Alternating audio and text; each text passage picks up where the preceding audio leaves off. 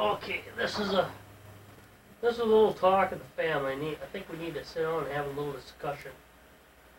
Seems like we have a problem since we got this camcorder. Everybody's got to be in every picture, it seems like. Now, I don't know what to do about it.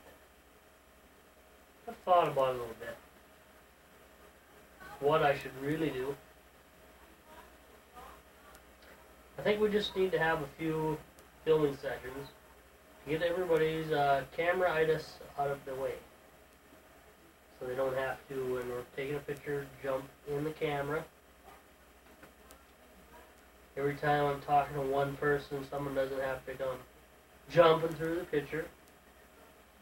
So they can get their face on the TV camera. Now we've got plenty of time. If everybody can just relax a little bit and chill out, there'll be plenty of time in the next 20, 30 years for everybody to get their picture on the camera. Okay?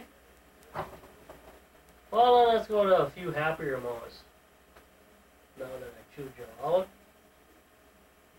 Seems like it's that time of year to be jolly and folly. So why don't we all just try to have fun, have a Merry Christmas, and a Happy New Year. Okay? I'm glad we had this time to have a little chat.